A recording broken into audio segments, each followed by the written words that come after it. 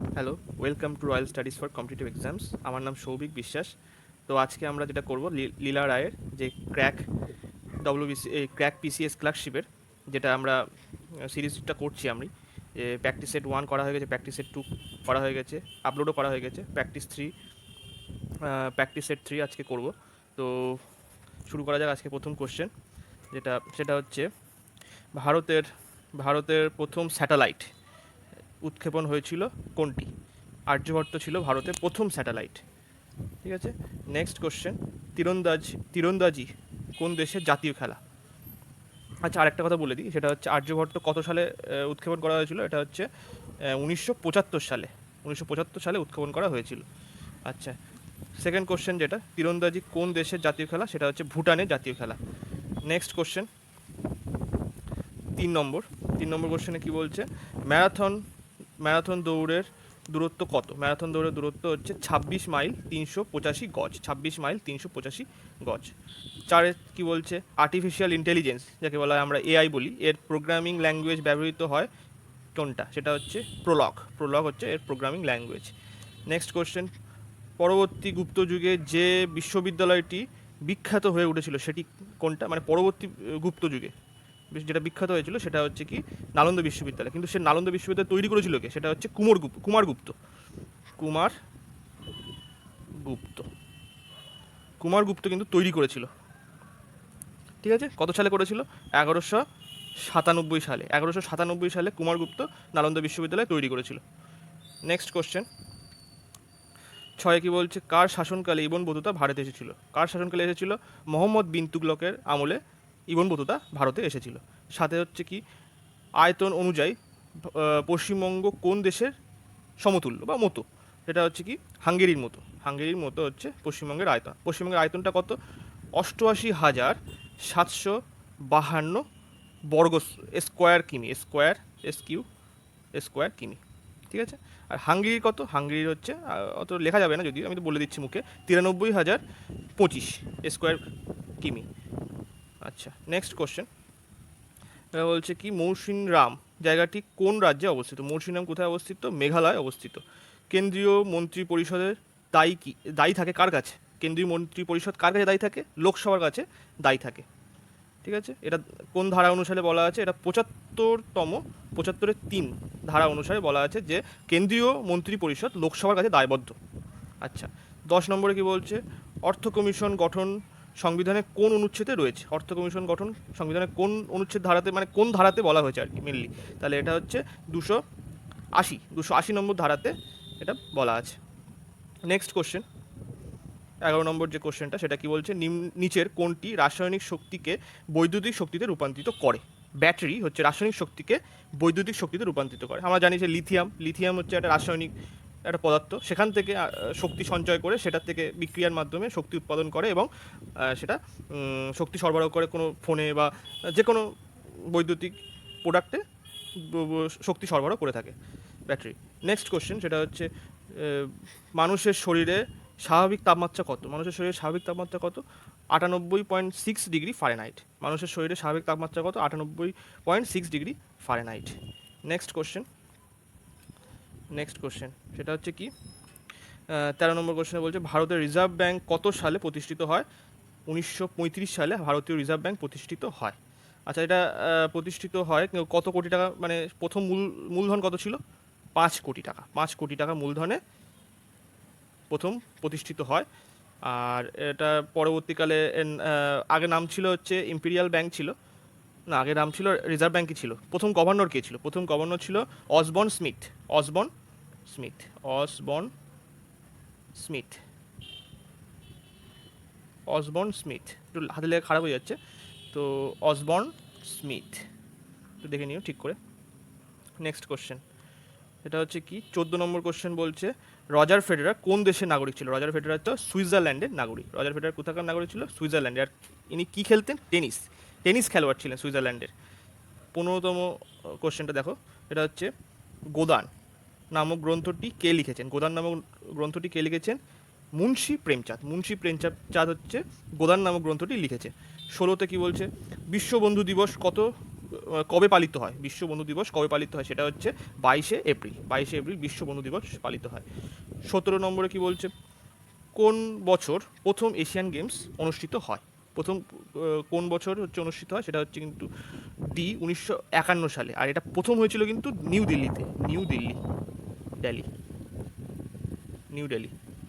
ঠিক আছে, next question. আচ্ছা, এবারে বলছে যে 18 নম্বর যে কোশ্চেনটা কি বলছে, যে আগা খান কাপ কোন খেলার সঙ্গে যুক্ত? আগা খান কাপ কোন খেলার সঙ্গে যুক্ত? হকি খেলার সঙ্গে কিন্তু আগা খান কাপ যুক্ত, হকি খেলার সাথে। নেক্সট কোশ্চেন, নিম্নলিখিত কোন আন্দোলনটির নেতৃত্ব দিয়েছিল সীতারাম রাজু? কোন আন্দোলনটির নেতৃত্ব দিয়েছিল সীতারাম রাজু? সেটা হচ্ছে রামাপ্পা বিদ্রোহ। এটা কিন্তু দক্ষিণ ভারতে একটা বিদ্রোহ ছিল, কৃষক বিদ্রোহ ছিল এটা, রামাপ্পা উপজাতি বিদ্রোহ যেটা বলে আর কি, কৃষক বিদ্রোহ বলা যেতে পারে এটা। আচ্ছা, আল্লুরি সীতারাম রাজু কিন্তু এর নেতৃত্ব দিয়েছিল। আল্লুরি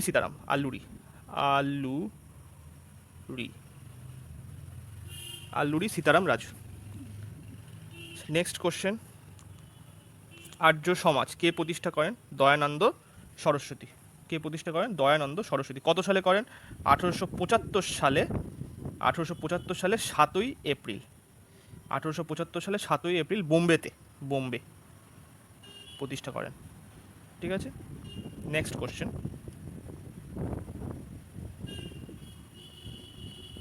আচ্ছা, নেক্সট কোশ্চেন এবারে, এটা হচ্ছে 21। কি বলছে, নিচের কোনটি খারিফ শস্য? সেটা হচ্ছে পাট হচ্ছে খারিফ শস্য। 22 কোশ্চেনটা দেখো, 22 কোশ্চেনে কি বলছে। আচ্ছা, খারিফ শস্য আরেকটা বিষয় আমি বলে দিই, সেটা হচ্ছে খারিফ শস্য হচ্ছে মে থেকে জুন মাসে বপন করা হয়। মে টু জুন। না, এটা বাংলায় লিখলে হবে না, ইংলিশে লিখি। মে টু জুন হচ্ছে বপন করা হয় খারিফ শস্য। আর হচ্ছে কাটা হয় কখন? সেপ্টেম্বর থেকে অক্টোবর। সেপ্টেম্বর থেকে টু অক্টোবর, এই সময় কাটা হয়। আচ্ছা, এই সময় কি কি হয়? ধান হয়, পাট হয়, ভুট্টা, তুলো, কার্পাস, এই সমস্ত হচ্ছে খারিফ শস্যের উদাহরণ। Next question. আচ্ছা, তিস্তা নদী পশ্চিম ভাগ কী নামে পরিচিত? তিস্তা নদীর পশ্চিম ভাগ কী নামে পরিচিত? তরাই নামে পরিচিত। আচ্ছা, এটা তরাই কথার অর্থ কি? স্যাঁতে।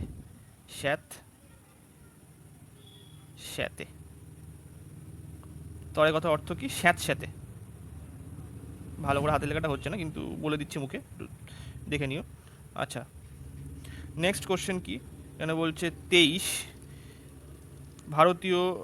ভারতীয় সংবিধানের মৌলিক অধিকার কোন দেশ থেকে নেওয়া হয়েছে?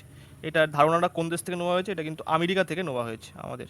এটা পার্ট 3-তে আছে, এই মৌলিক অধিকারের বিষয়টা পার্ট 3-তে আছে। এটা ধারা হচ্ছে 12 থেকে 35 নম্বর ধারা পর্যন্ত মৌলিক অধিকার আছে। টোটাল 6টি মৌলিক অধিকার রয়েছে। 6টি।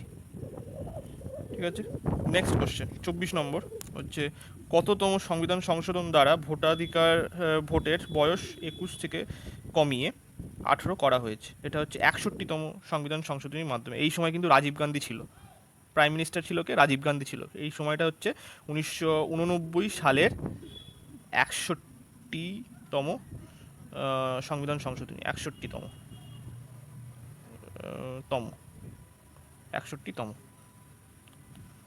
Next question. আচ্ছা, জ্ঞানপীঠ পুরস্কার কোন ক্ষেত্রে প্রদান করা হয়? যে সাহিত্যের ক্ষেত্রে জ্ঞানপীঠ পুরস্কার কিন্তু প্রদান করা হয়। আচ্ছা, এটা প্রথম দেওয়া শুরু হয়েছিল 1961 সাল থেকে, এটা দেওয়া শুরু হয়েছিল। আচ্ছা, নেক্সট কোশ্চেন হচ্ছে, চিত্রাঙ্গদা বইটি কে লিখেছেন? চিত্রাঙ্গদা বইটি লিখেছেন রবীন্দ্রনাথ ঠাকুর।